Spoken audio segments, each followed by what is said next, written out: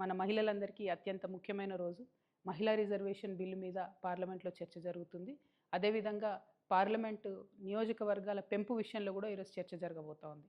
ఇక్కడ ఏదైతే union government ఉందో వాళ్ళది చాలా దారుణమైన కుట్ర ఉన్నది.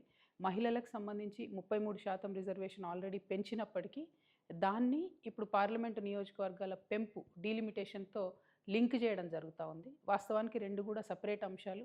వాటిని రెండింటినీ కలిపి మహిళల భుజం మీద తుపాకీ పెట్టి ఈ డీలిమిటేషన్ అనేటటువంటి అంశాన్ని కాల్చాలనే ప్రయత్నం కేంద్ర ప్రభుత్వం చేస్తుంది. అయితే కేంద్రం ఇప్పుడు ఏం చెప్తుందంటే అన్ని రాష్ట్రాల్లో కూడా 50% బ్లాంకెట్గా పెంచుతాము, దానివల్ల మీకు నష్టం జరగదని చెప్తుంది. చూడ్డానికి ఉపరితలం మీద మాత్రం కరెక్ట్ అనిపిస్తుంది ఆర్గ్యుమెంట్. కానీ రేపు పొద్దున తెలంగాణలో పెరిగిన సీట్లతోని బీహార్లోనో ఉత్తరప్రదేశ్లోనో రాజస్థాన్లో పెరిగిన సీట్లతో కంపేర్ చేసుకున్నప్పుడు మన పాత్ర అనేటటువంటిది రాజకీయంగా చాలా తగ్గుతుంది పార్లమెంట్లో. సో మేము యూనియన్ గవర్నమెంట్ని తెలంగాణ జాగృతి నుండి డిమాండ్ చేసేది ఒకటే. ఇప్పుడు 3.13% ఉంది మా తెలంగాణ రిప్రజెంటేషన్ పార్లమెంట్లో. మీరు ఏ రకమైనటువంటి మెథడాలజీ తీసుకొచ్చి కొత్త డీలిమిటేషన్ చేసినా కూడా ఆ 3.13% రిప్రజెంటేషన్ తెలంగాణ తగ్గకుండా ఉంటేనే మాకు ఆమోదయోగ్యం అవుతుంది. లేదంటే మాత్రం తెలంగాణ ప్రజలు రోడ్ల మీదకి వచ్చి మరో తెలంగాణ ఉద్యమం చేయాల్సి వస్తుంది.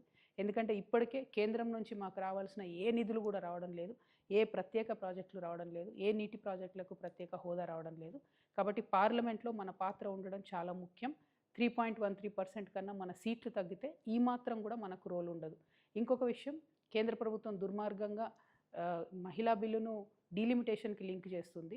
కానీ మహిళా బిల్లు డీలిమిటేషన్ కాదు, మహిళా బిల్లు బీసీ బిల్లును లింక్ చేయాలి. మహిళా కోటాలో బీసీ ఆడబిడ్డలకు కోటా ఉండే విధంగా కేంద్ర ప్రభుత్వం ప్రయత్నం చేయాలని చెప్పి నేను డిమాండ్ చేస్తూ ఉన్నాను. Thank you. జై తెలంగాణ, జై భారత్.